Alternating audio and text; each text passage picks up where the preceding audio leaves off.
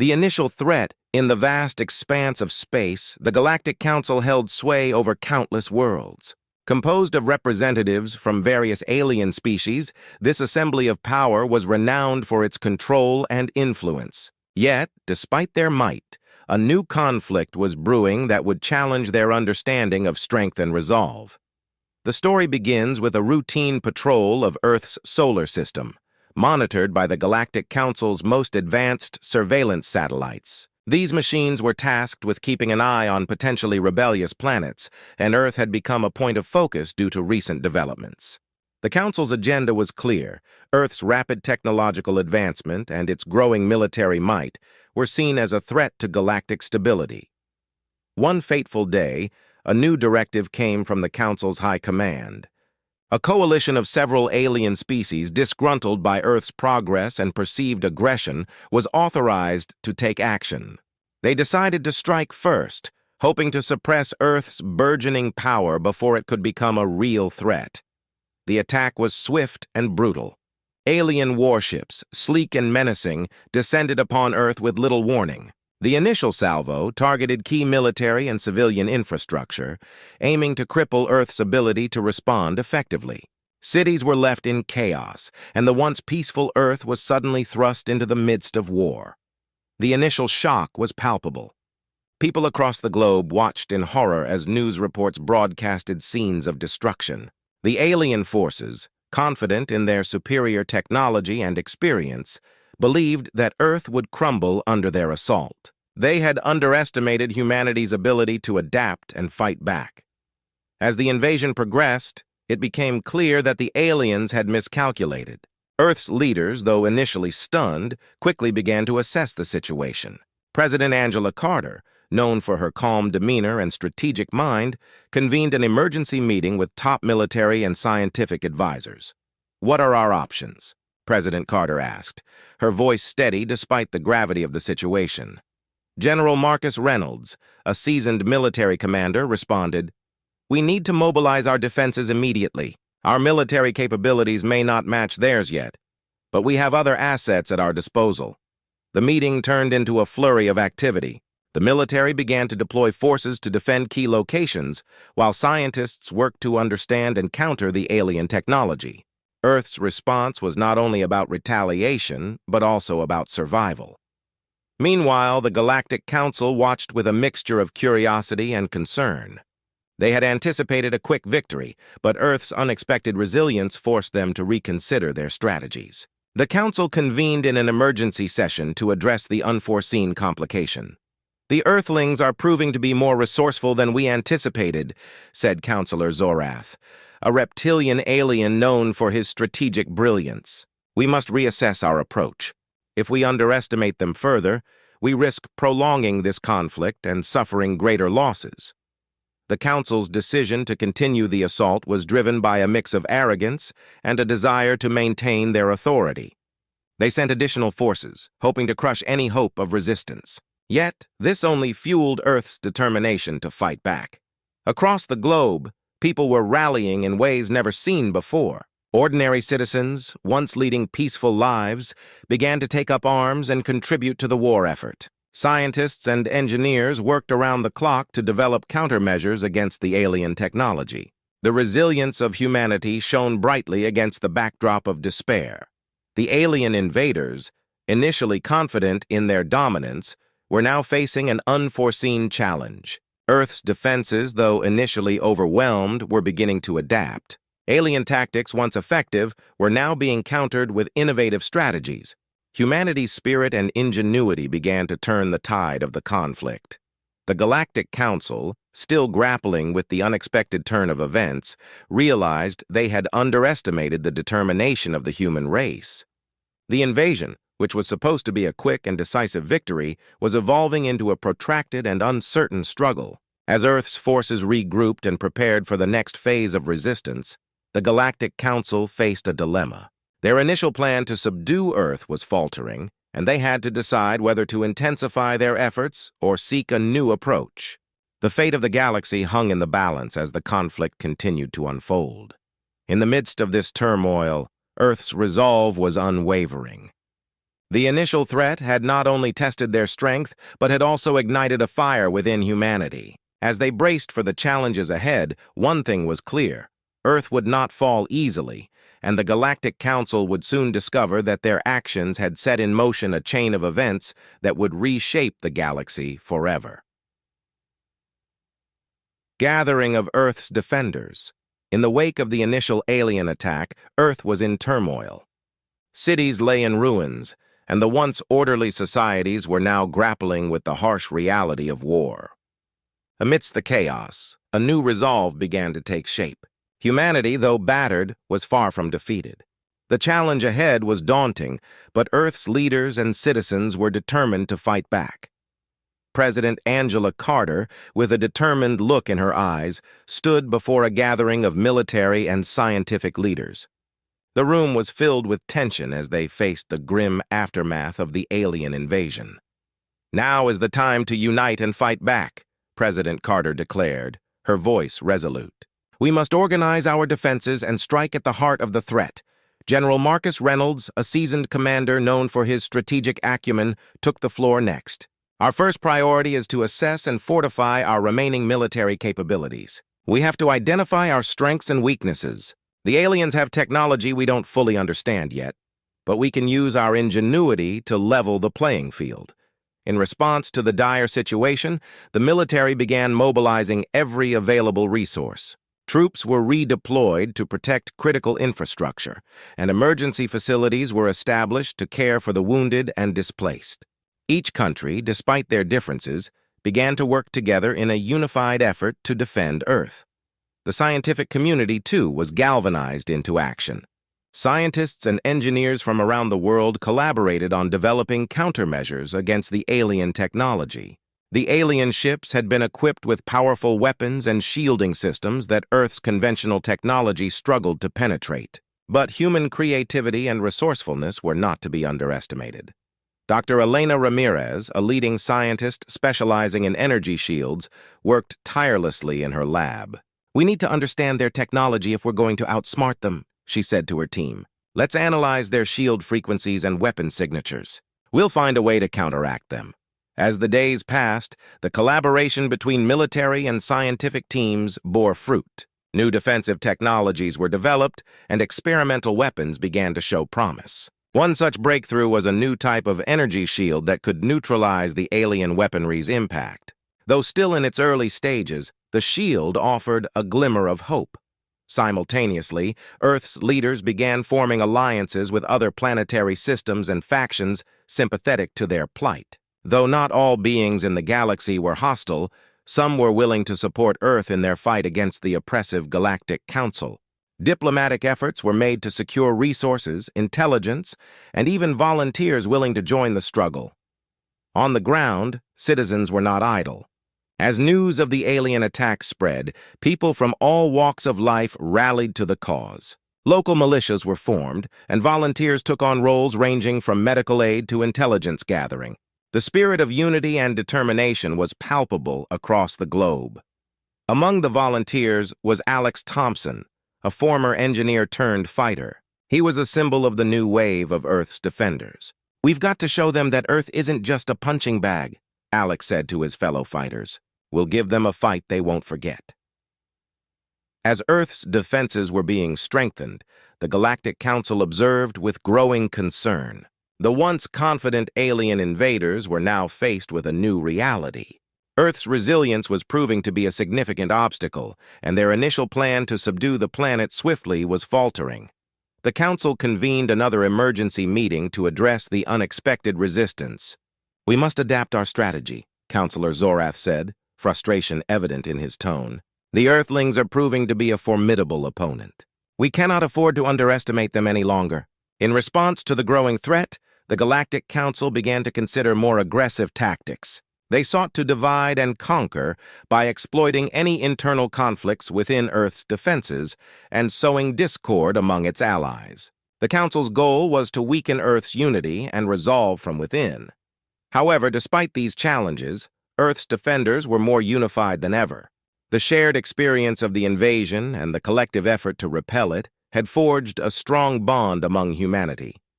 The sense of a common purpose and the determination to protect their home drove them forward.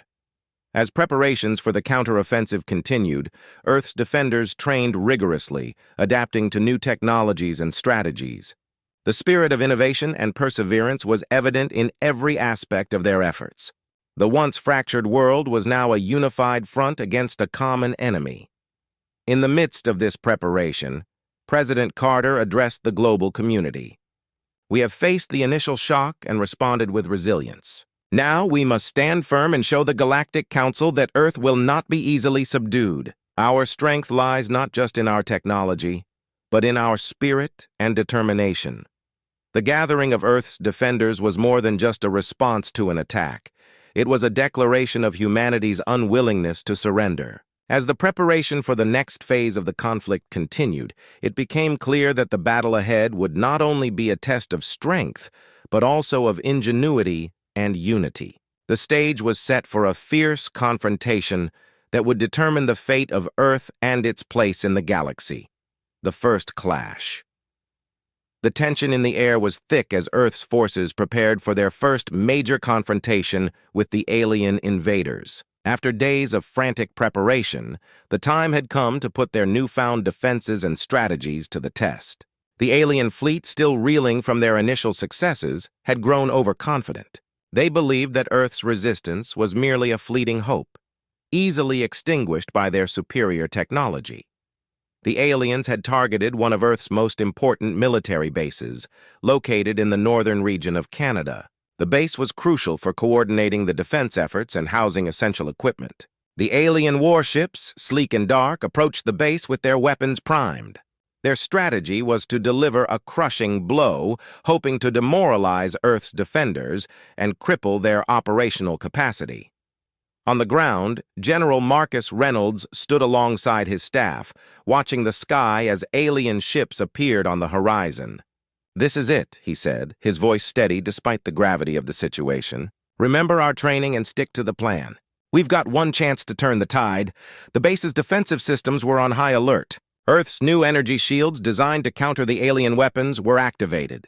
The soldiers, equipped with the latest weaponry and armor, took their positions, ready to face the incoming assault. As the alien ships closed in, the tension among the troops was palpable. This was their first real test, and the outcome would determine the next phase of the conflict. The aliens struck with their usual efficiency. Plasma beams and energy missiles streaked across the sky, crashing into the base's defenses. The ground shook as explosions erupted, sending shockwaves through the air. Despite the ferocity of the attack, the new shields held firm, absorbing and deflecting much of the incoming fire. Inside the command center, General Reynolds and his team closely monitored the situation. "The shields are holding, but we need to strike back now," he said, pointing to the display showing the alien ships' positions. The counterattack was launched.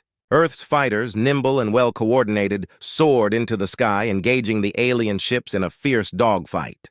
The battle was intense and chaotic. The aliens, accustomed to overwhelming their foes with sheer firepower, were taken aback by the unexpected resistance.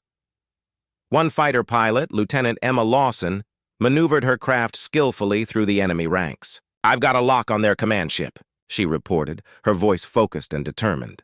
With a precise shot, she targeted the alien vessel's weak spot, causing a massive explosion that disrupted the enemy's command structure.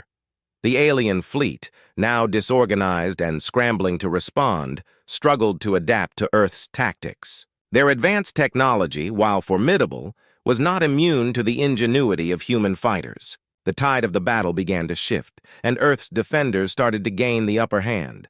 Back on the ground, the soldiers fought with a fierce determination. The Ace's automated defenses, enhanced by the new technology, targeted the alien ships with pinpoint accuracy. The ground forces engaged in fierce combat, pushing back the alien troops that had landed on the base. Amidst the chaos, the alien commander, a towering figure with an imposing presence, directed the attack with ruthless precision. His orders were clear: crush the resistance and secure the base. However, as the battle wore on, it became evident that Earth's defenders were not as easily subdued as the aliens had anticipated. The base's defensive lines held strong, and the tide of the battle continued to turn in favor of the humans. The alien ships, now facing mounting casualties and technical difficulties, began to retreat. Their once confident advance was now a chaotic withdrawal, and the air was filled with the sounds of victory. As the last of the alien ships disappeared into the void of space, a cheer erupted among Earth's defenders. The base, though battered, had withstood the assault. General Reynolds and his team took a moment to assess the damage and prepare for the next steps. "This was a crucial victory," General Reynolds said, a sense of relief evident in his voice. "But we can't rest on our laurels. The aliens will regroup and come back. We need to be ready for whatever comes next." The aftermath of the battle brought a mix of relief and determination. The alien attack had been repelled, but the conflict was far from over. Earth's forces had proven their capability to stand up against a formidable foe, but the war had only just begun. In the days following the battle, the global mood was one of cautious optimism. The successful defense of the base had boosted morale and demonstrated the effectiveness of Earth's new strategies. The scientists and engineers continued to refine their technologies, while the military focused on preparing for the next confrontation. The Galactic Council, watching from afar, realized that their initial plan had backfired. Earth's resistance had exceeded their expectations, and the fight was far from over. The battle had shown that humanity was not only capable of defending itself, but also of adapting and fighting back with surprising skill. As Earth's defenders prepared for the challenges ahead, the first clash had set the stage for a prolonged and intense struggle. The outcome of the conflict would depend on the continued resilience and innovation of Earth's forces, and the galaxy would soon learn that humanity's determination was not to be underestimated. Earth's tactical mastery. The initial clash had proven that Earth's defenders were not to be underestimated.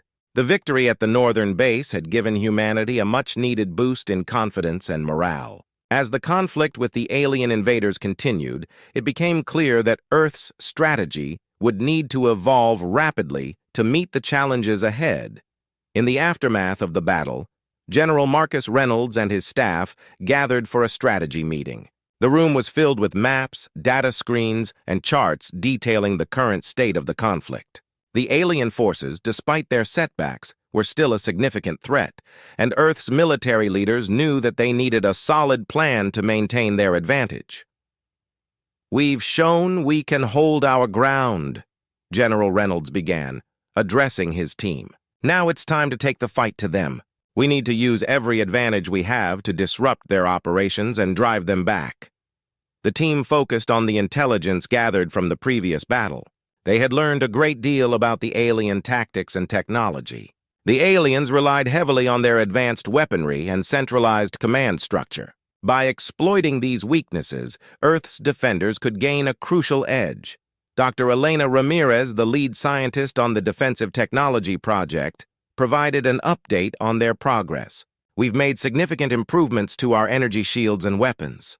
The new targeting systems are more accurate, and our modified shields can now neutralize a broader range of alien attacks." With this new information, the military devised a series of tactical operations aimed at undermining the alien forces. The plan was to use a combination of deception, surprise attacks, and targeted strikes to disrupt the alien command and supply lines. The first phase of the operation involved a series of diversionary tactics. Earth's forces launched a series of coordinated but minor attacks on less critical alien positions. These attacks were designed to draw the alien forces away from their primary objectives and create openings for more significant strikes. One of the key operations was led by Lieutenant Emma Lawson, the fighter pilot who had distinguished herself in the previous battle. Her squadron was tasked with a daring mission to target an alien supply convoy that was crucial to their war effort. "We need to hit them hard and fast," Emma said to her team as they prepared for the mission. "The convoy is heavily guarded, but if we can take it out, we'll disrupt their supply lines and create chaos." The mission was risky, but Emma and her team executed it with precision. Using stealth and speed, they evaded the convoy's defenses and launched a surprise attack. The convoy, caught off guard, was quickly overwhelmed. The destruction of the supply convoy had a significant impact on the alien forces, disrupting their operations and causing confusion among their ranks. Meanwhile, on the ground, Earth's forces carried out coordinated strikes against alien command centers. These operations aimed to cripple the alien leadership's ability to effectively coordinate their troops. The alien command centers were heavily fortified, but Earth's new targeting systems and intelligence allowed them to identify and exploit weak points. The operations were a success, and the alien command structure began to falter. The confusion among the alien forces grew, and their responses became increasingly disorganized. Earth's defenders took advantage of this chaos, launching further attacks and pushing the aliens back from key positions. The Galactic Council, observing from their vantage point, was alarmed by the turn of events. The tactical mastery demonstrated by Earth's forces was impressive and unexpected. The Council had initially underestimated humanity's strategic capabilities, but it was becoming clear that Earth's defenders were capable of sophisticated and effective tactics. Counselor Zorath, one of the Council's top strategists, expressed his concerns. The humans are proving to be far more adept than we anticipated. Their ability to adapt and counter our strategies is a serious threat. We need to reassess our approach and find a way to regain control. The Council decided to implement a new strategy to counter Earth's tactical prowess. They sought to employ more aggressive and unpredictable tactics, aiming to catch Earth's forces off guard and regain the initiative. However, the effectiveness of this new strategy remained to be seen. Back on Earth, the sense of achievement was tempered by the knowledge that the conflict was far from over. The successful implementation of their tactics had demonstrated Earth's growing ability to handle the alien threat, but the battle was ongoing. The military and scientific teams continued to refine their strategies and technologies, preparing for the next phase of the conflict. General Reynolds and his team remained focused on their goals. "We've made significant progress, but we can't afford to be complacent," he said. "The aliens will adapt and continue to challenge us. We need to stay one step ahead and keep pushing forward." The lessons learned from the recent operations had strengthened Earth's resolve. The tactical mastery displayed in the face of overwhelming odds was a testament to humanity's ability to innovate and adapt. As Earth's defenders continued to fight, it was clear that their strategic approach was reshaping the conflict and sending a powerful message to their alien adversaries. The Galactic Council, now fully aware of Earth's capabilities, faced a challenging situation. The conflict had become a high-stakes struggle, and the outcome would depend on the continued ingenuity and determination of both sides. As Earth's forces prepared for the next phase of the battle, they remained resolute in their mission to protect their world and secure their place in the galaxy. The counterattack. After the initial successes of Earth's tactical operations, the alien forces were reeling from the disruption. Their command structure had been shaken, and their supply lines were in disarray. However, the Galactic Council was not ready to concede defeat. Recognizing the need for a decisive counteraction, the Council prepared to launch a major offensive aimed at regaining control and crushing Earth's defenses once and for all. The Council's new strategy was aggressive and unrelenting. They planned a coordinated assault on several key locations simultaneously, intending to overwhelm Earth's defenses and break through their lines. The target was a series of strategic military installations spread across different continents. These installations were crucial for coordinating Earth's defense efforts and sustaining their counteroffensive operations. General Marcus Reynolds, aware of the imminent threat, convened an emergency strategy meeting with his senior officers and advisors. The room was tense, filled with maps and data screens showing the locations of the impending attacks. "The aliens are planning a massive counteroffensive," General Reynolds began, his voice grim. "They're targeting our key installations. We need to be prepared to defend these locations and respond effectively." Dr. Elena Ramirez provided an update on the latest technological advancements. "Our new defensive systems are ready, but we need to deploy them quickly. We've also made progress in improving our communications and coordination between different defense units." The general nodded, acknowledging the urgency of the situation. We'll deploy the new systems to the critical locations and ensure that our forces are well coordinated. We can't afford any missteps. The defense preparations were swift and meticulous. Troops were redeployed and new defensive measures were put in place at the targeted locations. Earth's forces also prepared for a counterattack, aiming to take advantage of the aliens' overextended positions. The first wave of the alien assault struck with formidable force. The skies darkened as alien ships descended on Earth's key installations. Plasma beams and energy missiles rained down, targeting the defenses with precision. The initial impact was severe, causing significant damage and putting immense pressure on Earth's defenders. However, the newly deployed defensive systems performed as intended. Energy shields absorbed much of the incoming fire, while countermeasures neutralized a significant portion of the alien attacks. Earth's forces, though under heavy assault, managed to hold their ground and prevent the aliens from achieving their objectives. In the midst of the battle, Lieutenant Emma Lawson and her squadron were tasked with a critical mission. They were to launch a counterattack against the alien fleet, aiming to disrupt their offensive and create openings for Earth's ground forces. "This is our chance to turn the tide," Emma said to her team, her voice filled with determination. "We need to hit them hard and fast. Focus on their command ships and supply vessels. We need to create chaos and buy time for our ground troops." The squadron took off and engaged the alien fleet in a fierce dogfight. Their attacks were precise and coordinated, targeting the alien command ships and supply vessels. The effort paid off as several key targets were destroyed or severely damaged, causing confusion and disorder among the alien ranks. On the ground, Earth's defenders fought with unwavering resolve. Despite the heavy bombardment, they managed to keep the alien forces at bay. The coordinated efforts of the military and scientific teams ensured that the defensive systems remained effective, and the aliens' attempts to breach the installations were thwarted. The counterattack was a turning point in the battle. Earth's forces, having weathered the initial onslaught, began to push back against the alien invaders. The aliens, now facing mounting losses and diminishing effectiveness, struggled to maintain their offensive momentum. General Reynolds and his staff monitored the situation closely, making real-time adjustments to their strategy. "The aliens are retreating," he observed. "We need to press the advantage and ensure they don't regroup."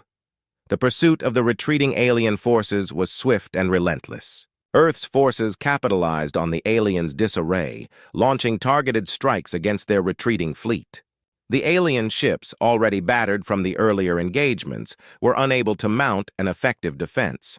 The Galactic Council, observing the unfolding events, realized that their counteroffensive had failed to achieve its objectives. The losses sustained during the assault had been significant, and the retreating forces were in disarray. The Council was faced with the harsh reality that Earth's defenses were proving to be more resilient and capable than anticipated. Counselor Zorath, frustrated by the turn of events, addressed the Council. "Our offensive has not succeeded. We underestimated Earth's defenses and their ability to adapt. We must reconsider our strategy and find a way to regain the initiative." The failure of the counterattack had significant implications for the conflict. Earth's defenders had not only managed to hold their ground, but also demonstrated their ability to turn the tide of battle. The victory boosted morale and reinforced the resolve of Earth's forces to continue the fight. As the immediate threat of the counterattack subsided, Earth's defenders took stock of the situation. The installations, though damaged, had survived the assault. The successful defense and counterattack had provided a valuable opportunity to regroup and prepare for the next phase of the conflict. In the aftermath, General Reynolds addressed his troops. "Today we faced a formidable challenge and emerged victorious. Our defensive systems held and our counterattacks made a difference. We've proven that we can stand against the alien threat and come out on top. The conflict was far from over, but Earth's forces had demonstrated their tactical mastery and resilience.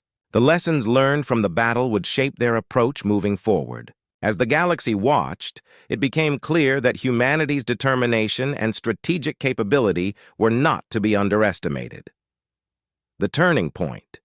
The conflict between Earth and the alien invaders had reached a critical juncture. Both sides had endured significant losses, and the struggle had become a grueling war of attrition. Despite the relentless efforts of the Galactic Council and their initial successes, Earth's defenders had shown remarkable resilience and adaptability. The tide of the conflict was about to shift once again, marking a pivotal moment in the battle for survival. General Marcus Reynolds and his team were deep in discussion at the command center. The room was filled with maps, data screens, and holographic projections of the latest intelligence. The alien forces, though battered, were regrouping and preparing for their next move. Earth's leadership knew that the time had come to seize the initiative and turn the tide in their favor. "We've managed to hold our ground, but we need to capitalize on our recent successes," General Reynolds said, addressing his staff. "The aliens are regrouping and preparing for another offensive. We need a strategy that will not only counter their plans, but also disrupt their ability to fight effectively." Dr. Elena Ramirez, the lead scientist, provided an update on the latest technological advancements. "Our new energy weapons and improved targeting systems are ready. We've also developed a plan to use these technologies in a way that will maximize their impact on the alien forces." The general nodded, recognizing the importance of the new technology. "Let's put the plan into action. We need to strike decisively and disrupt the aliens' ability to mount a coordinated offensive. The strategy involved a multi-pronged approach aimed at destabilizing the alien forces. Earth's military planned to launch a series of coordinated attacks on key alien installations and command centers. The goal was to create chaos, weaken the alien command structure, and disrupt their supply lines. Lieutenant Emma Lawson, who had played a crucial role in previous battles, was assigned a key mission. Her squadron was to carry out a daring operation to infiltrate an alien command ship and gather critical intelligence. The information obtained would be used to coordinate a decisive strike against the alien leadership. "We're going to be deep in enemy territory," Emma briefed her team. "Our objective is to gather as much intelligence as possible and get out before they can catch us. This mission is crucial for our next steps." The mission was high risk, but Emma and her team executed it with precision. Using stealth technology and evasive maneuvers, they managed to infiltrate the alien command ship and access its data systems. The intelligence gathered revealed key weaknesses in the alien command structure and detailed the locations of critical alien assets. Back on Earth, the information was analyzed and used to plan a series of coordinated strikes. The next phase of the operation involved a massive assault on the alien command centers and supply depots. The aim was to cripple the alien force's ability to respond and recover from the damage. The assault was launched with a synchronized barrage of energy weapons and precision strikes. Earth's forces, equipped with the latest technology, engaged the alien defenders with overwhelming firepower. The alien command centers were targeted first, and the destruction caused significant disruptions in their ability to coordinate and deploy forces. The alien supply depots, which had been a lifeline for their operations, were also hit hard. The loss of supplies and resources had a severe impact on the alien forces, leading to shortages and logistical challenges. The once coordinated alien assaults became disorganized as their resources dwindled. As the battle unfolded, the Galactic Council watched with growing concern. The disruption of their command structure and supply lines was having a profound effect on their ability to wage war. The Council had underestimated Earth's ability to adapt and counter their strategies, and the tide of the conflict was turning decisively in favor of the defenders. Counselor Zorath, observing the situation, expressed his frustration. "The humans have managed to turn the tables on us. Their ability to execute a coordinated and effective strategy is impressive. We must reassess our approach and find a way to regain control." On the ground, Earth's defenders maintained their momentum.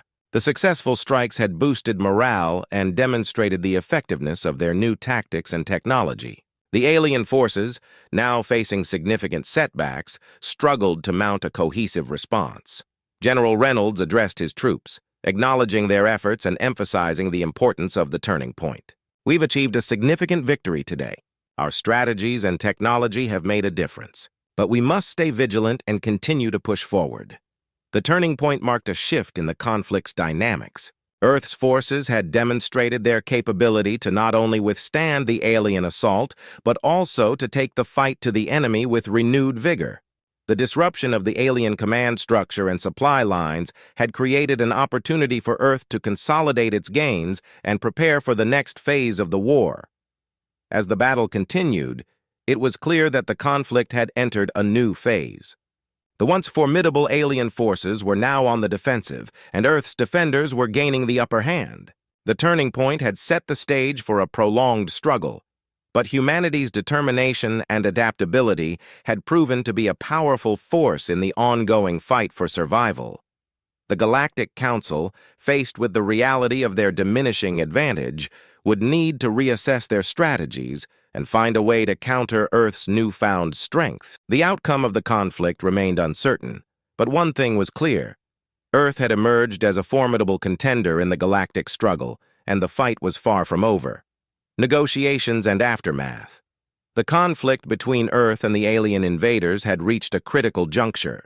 The turning point had shifted the balance of power, and Earth's forces were now gaining the upper hand. As the battle raged on, both sides faced mounting pressure and were forced to reconsider their strategies.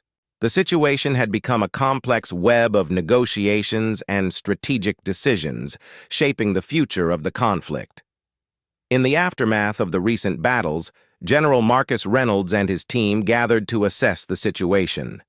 The command center was abuzz with activity as they analyzed the latest reports and prepared for the next steps. "We've made significant progress," General Reynolds said, his voice filled with a mix of relief and determination. "The alien forces are on the defensive, but we need to use this opportunity to our advantage. It's time to explore the possibility of negotiations." Dr. Elena Ramirez, the lead scientist, agreed. "We've demonstrated our strength and resilience. If we can open a dialogue, it might lead to a resolution that avoids further bloodshed." The idea of negotiations was met with cautious optimism. The Galactic Council, facing unprecedented challenges and losses, was also contemplating the possibility of seeking a resolution. The Council was aware that continuing the conflict would only lead to more destruction and could potentially shift the balance further against them.